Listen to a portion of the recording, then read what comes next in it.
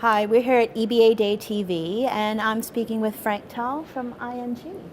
Now, you're going to be on the technology panel today at EBA Day, so we wanted to talk a little bit about technology challenges. So now that we have Sepa end dates in sight that everyone's very excited about, what are some of the main technology challenges facing banks when they want to be Sepa compliant?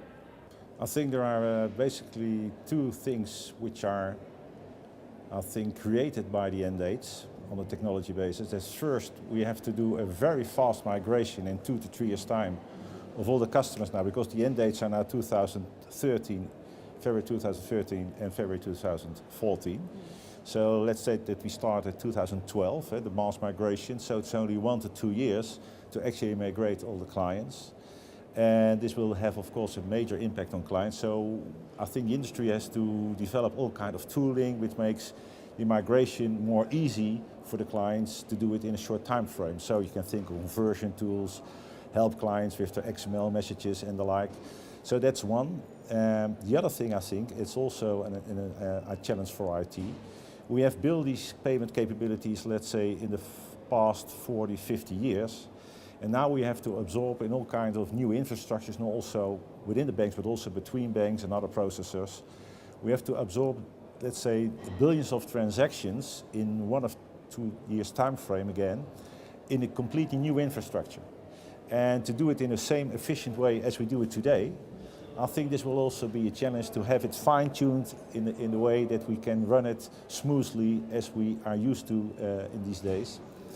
And I think a last challenge could be that the new regulation, the draft regulation, also has new requirements in direct debits.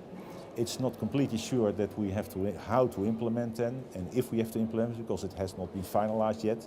But if we are to introduce these new requirements, which came up, let's say, about 6 months ago, I think we have also a challenge to do that in that time frame, let's say, by the end of 2013. Flexibility is often mentioned. So, I mean, is the industry moving towards payment hubs in order to maintain flexibility? Yeah, most certainly. You see that banks, we as ING as well, but also corporates are reorganizing, restructuring, so to speak, their IT landscape. We have grown, as I said, in 40, 50 years. So let's say the legacy systems are very much like a spaghetti junction, a spaghetti ball. And I think Sepa is about standardization across countries. So you can make a more streamlined payments operation by centralizing your payments processing, your payments engines on a pan-European scale, so that you can, let's say, in the next stage you can outsource or you can insource or you can be more flexible in that sense. And you can also, I think, are better prepared for innovation, which also, of course, one of the objectives of Sepa to have in a second phase also innovation in e-payments, e-invoicing and the like.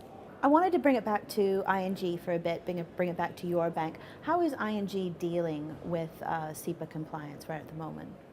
We have taken Sepa as a starting point, I would say, already a couple of years ago to completely redo our IT landscape.